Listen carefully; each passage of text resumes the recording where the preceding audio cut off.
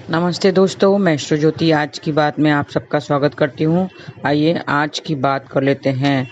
आज बड़ा ही अच्छा दिन है। आज पूर्णिमा तिथि है और पूर्णिमा तिथि आज दोपहर 3:27 तक रहेगी। अलग अलग तीर्थ स्थानों पर स्नान दान किया जाता है आज के दिन। और भाद्रव महीने की पूर्णिमा तिथि को उमा महेश्वर व्रत होता है। तो आज उमा महेश्वर व्रत कीजिए। आज भगवान शिव और माता पार्वती की उपासना की जाती है। इस व्रत से जीवन में हमेशा धन धान्य की वृद्धि होती है और वृद्धि योग है।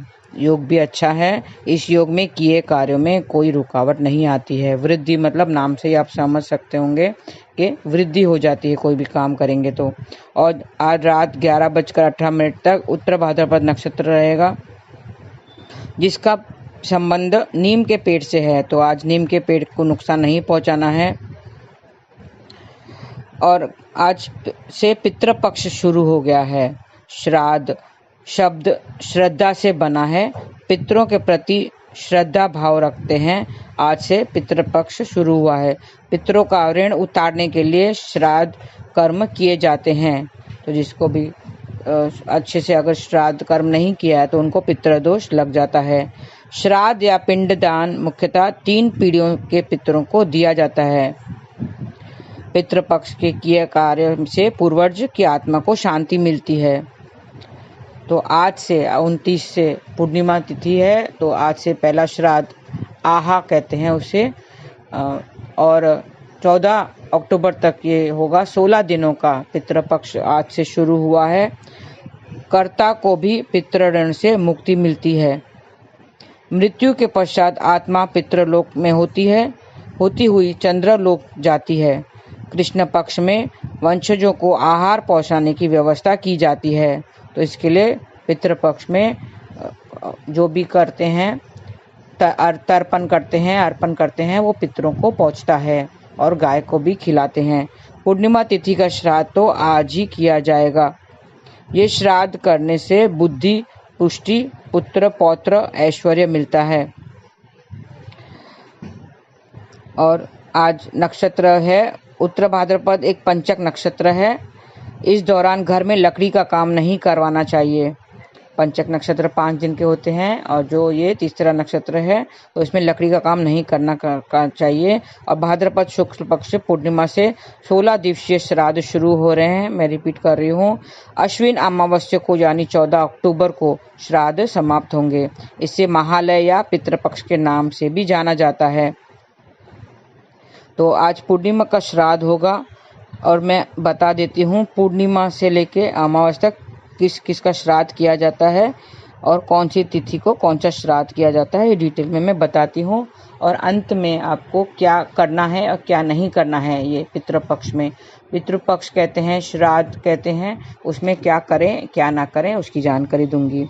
पूर्णिमा तिथि का श्राद्ध आज ही किया जाएगा। इसमें उनका श्राद्ध किया जाता है जो पूर्णिमा तिथि के दिन अपना शरीर छोड़ चुके हैं। तो उन लोगों का श्राद्ध, उन पितरों का श्राद्ध आज करेंगे। ये श्राद्ध करने से बुद्धि, पुष्टि, पुत्र पौत्र, ऐश्वर्य मिलता है। जो भी पूर्णिमा का श्राद्ध करता है उनको ऐश्वर्य मिलता है। प्रतिपदा और द्वितीय का श्राद्ध, प्रतिपदा और द्वितीय का श्राद्ध 30 सितंबर को किया जाएगा। इसे पौष्टप्रति श्राद्ध भी कहा जाता है। इसमें धन संपत्ति में वृद्धि होती है, सुख साधन मिलते हैं। जो ये श्राद्ध करते हैं उनसे सुख साधन मिलते हैं। तृतीय तिथि का श्राद्ध 1 अक्टूबर को किया जाएगा। शत्रुओं से छुटकारा मिलता है और समस्त कष्टों से मुक्ति मिलती है। जो ये श्राद्ध करता है उन्हें शत्रुओं से छुटकारा मिलता है। चतुर्थी तिथि का श्राद्ध 2 अक्टूबर को किया जाएगा। शत्रुओं के होने वाले अहित का पहले से ही ज्ञान हो जाता है। जिनको जो ये श्राद्ध करता है उनको पहले से ही ज्ञान हो जाता है। पंचमी तिथि का श्राद्ध 3 अक्टूबर को किया जाएगा। अविवाहित अवस्था में जिनका स्वर्गवास हुआ हो उनका श्राद्ध भी इसी दिन होता है। पंचमी तिथि को श्राद्ध करते हैं। और जो पंचमी तिथि को अगर जिन्होंने शरीर छोड़ा है उनका श्राद्ध पंचमी तिथि को किया जाएगा। ये श्राद्ध कर्म करने वालों को उत्तम लक्ष्मी की प्राप्ति होती है। षष्ठी तिथि का श्राद्ध 4 अक्टूबर को किया जाएगा। ये श्राद्ध कर्म करने वाले हर जगह सम्मान पाने का हकदार होते हैं। सप्तमी तिथि का श्राद्ध 5 अक्टूबर को किया जाएगा। ये श्राद्ध कर्म करने वाले से महान यज्ञों के बराबर पुण्य फल मिलता है। जो सप्तमी तिथि का श्राद्ध करता है वो श्राद्ध करने वाले श्रेष्ठ विचारों के धनी होते हैं। अष्टमी तिथि का श्राद्ध 6 अक्टूबर को किया जाएगा। नवमी तिथि का श्राद्ध 7 अक्टूबर को किया जाएगा। सौभाग्यवती स्त्रियों का श्राद्ध भी इसी दिन होता है। ये श्राद्ध कर्म करने से ऐश्वर्य, मनचाहा दाम्पत्य सुख भी मिलता है।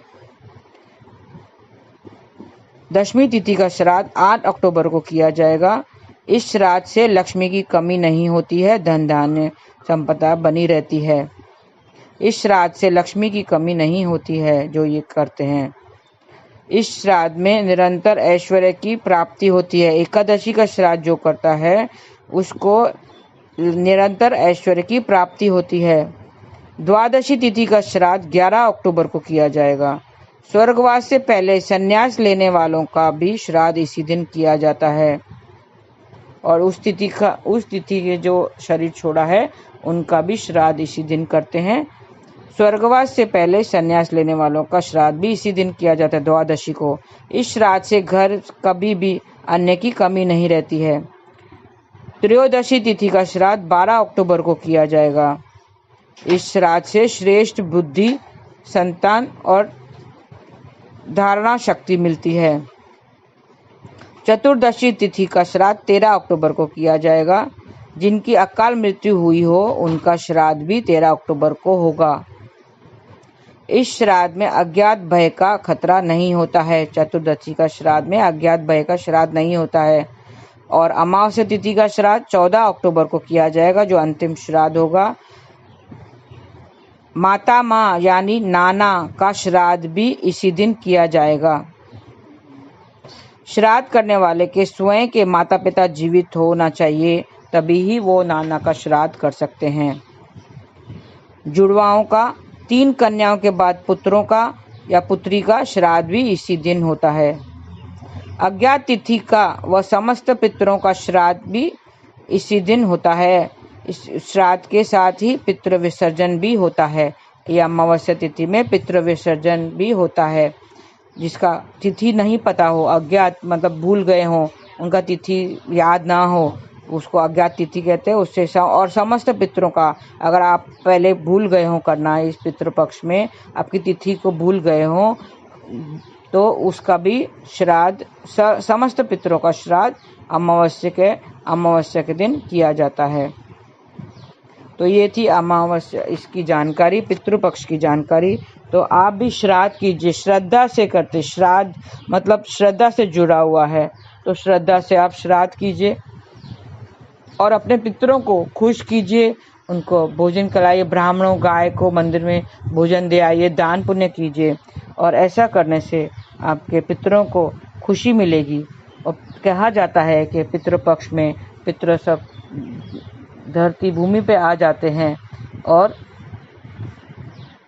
भोजन खा के जाते हैं। तो इसी तरह आप भी कीजिए। और मैं अभी बताती हूँ कृष्ण कथा में कि पितृपक्ष में क्या करें और क्या ना करें। पितृपक्ष शुरू हो गया है और 16 दिन का ये पितृपक्ष है। आज पूर्णिमा का दिन है। पूर्णिमा के दिन में, जिसने पूर्णिमा के दिन शरीर छोड़ा होगा, उसका श्राद्ध आज किया जाएगा। तो पहले हम बात कर लेते हैं क्या नहीं करना चाहिए।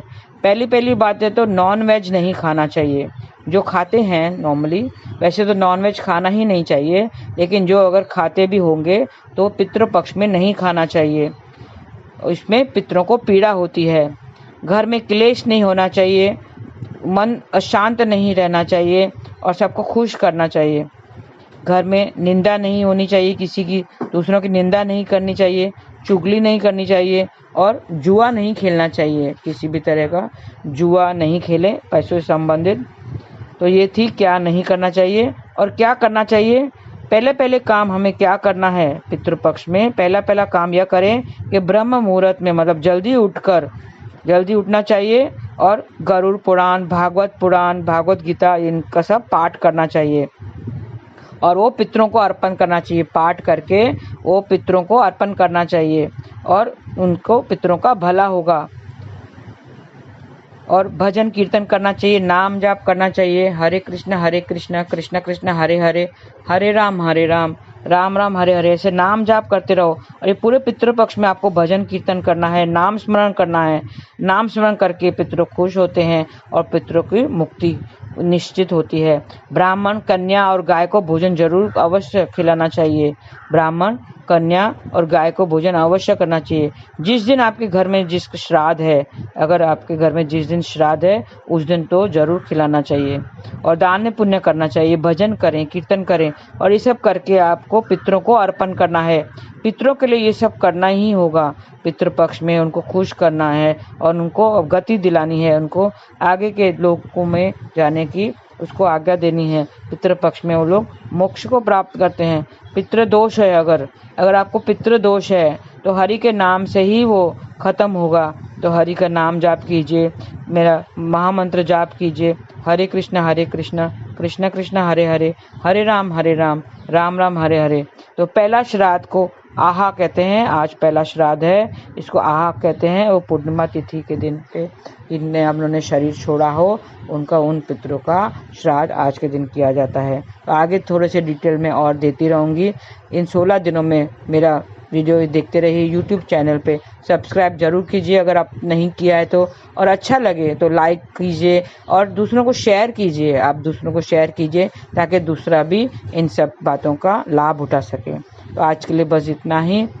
आपका दिन शुभ रहे। हरे कृष्ण।